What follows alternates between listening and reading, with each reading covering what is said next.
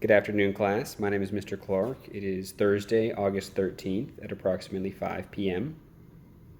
Today we're going to be expanding our grammar lesson on parts of speech. As you know, the 5 fundamental parts of speech are nouns, verbs, adjectives, adverbs, and prepositions. Each one of those parts of speech can be broken down into a part of speech phrase. What you will come to realize is that all parts of the English language can be broken down into subsequently smaller pieces. The more you understand those smaller pieces, the easier it's going to be to grasp what each sentence in the English language is trying to do, what its goal is, what its parts' roles are. In a moment, I'm going to show you a still shot of my whiteboard explaining a little bit about how the English language is broken down into pieces. Take a look. For this lesson, all you will need is a pen and paper and 2 alternative colored pencils or pens. That is a black pen and then 2 other colors. I'm going to use black marker, red, and blue ink. You can use any other colors that you wish. It really doesn't matter. Alternatively, you can type this in on your device, laptop, tablet, phone, whatever you have available to you. You just need to be able to distinguish parts of the sentences with red or blue or purple or green or orange or whatever color.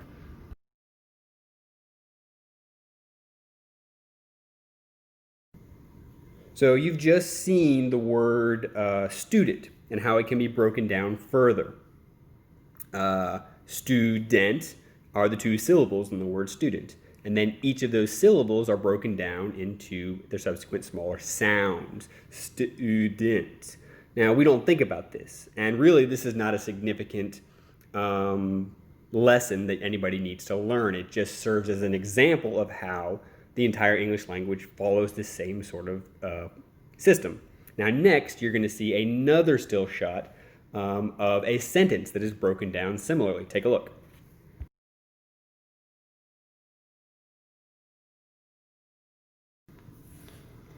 So now you've just seen a similar still shot of a sentence. The boy drank milk.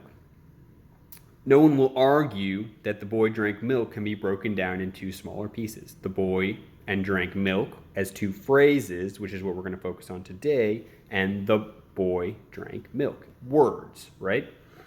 So what I want you guys to focus on today are phrases. Today, we're going to focus on noun phrases and verb phrases.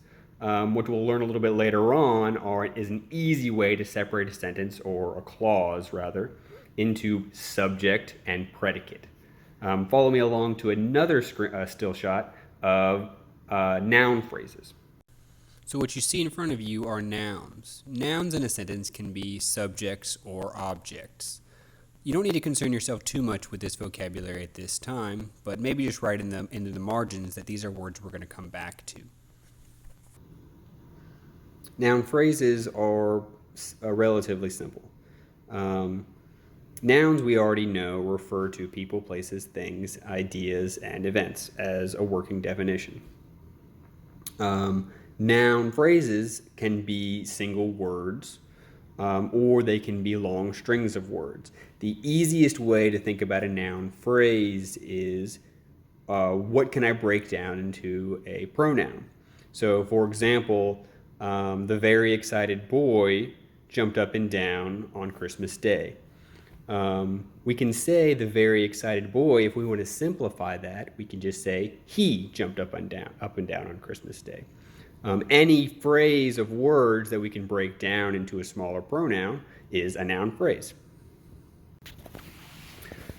So now that we've covered noun phrases, we're going to talk about verb phrases. Verbs, as we already know, indicate action or state of being. Verbs carry tense, which can make them a little bit unwieldy to understand and to deal with. But for the purposes of this lesson, all you need to know is everything that comes after our subject is going to be part of a verb phrase. In this case, or alternatively, this is what we call the predicate. Once the action begins, we know we're in the verb phrase. So follow me along to another still shot of some examples of verb phrases. So we have two sentences here. The sun rises in the east, and Gabriel accidentally broke the cup. When the action begins, we know we've entered our verb phrase. Rises is an action. Broke is an action. Alternatively, we call this the predicate. But for now, just think about it as the beginning of our verb phrase.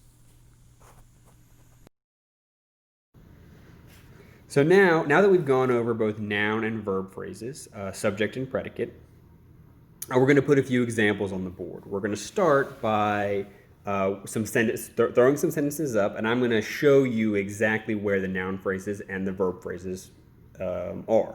Then I'm going to give you just some blank sentences and ask you guys to try to see if you can't figure it out for yourself. As you go along, try to see if you can figure out where the adjective phrases, the adverb phrases, and the preposition phrases fall in. Once you've got a mastery of noun and verb phrases, adjective, adverb, and preposition phrases are very natural to find. A helpful tip when thinking about phrases, parts of speech phrases, is for every part of speech that you count, in our case for noun, just nouns and verbs, but also adjectives, adverbs, and prepositions, every noun, verb, adjective, preposition that you count, there's going to be a corresponding phrase. Now, sometimes a phrase is just one word. Oftentimes, it's longer than that. But if you count a noun, you have at least one noun phrase. If you count a verb, you have at least one verb phrase, and so on and so forth. So take a look at the sentences above. Cigarettes are bad for you. The ugly boy loves the pretty girl. Mr. Clark likes books and games. Cigarettes, you, boy, girl, Mr. Clark, books, and games are all nouns, so they all are parts of noun phrases. Are, loves, and likes are all verbs, so they all must be part of noun phrases.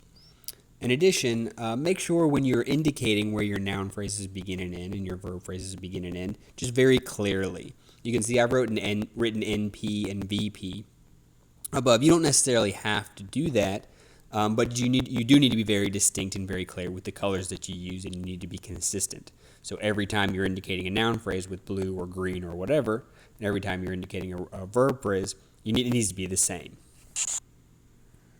All right, take a look at these sentences. Who is afraid of the big bad wolf? The officer treated his target with empathy, and my mother makes delicious chicken salad. Pause here to see if you can't find the answers to the noun and verb phrases on your own. Check and see if your answers match up with mine.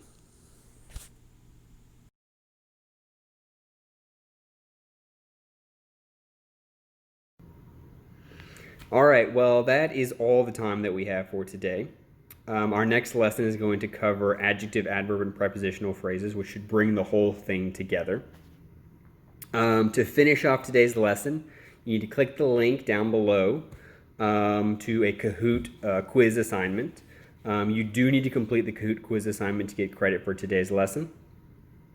What the Kahoot assignment will allow me to do is to assess your understanding of today's lesson, to see if there's any discrepancy between what I'm trying to teach and what you guys are learning, if there's anything that I am doing that's unclear, and things of that nature. So thank you guys for tuning in today, and I look forward to seeing you guys all tomorrow. And thanks for stopping by.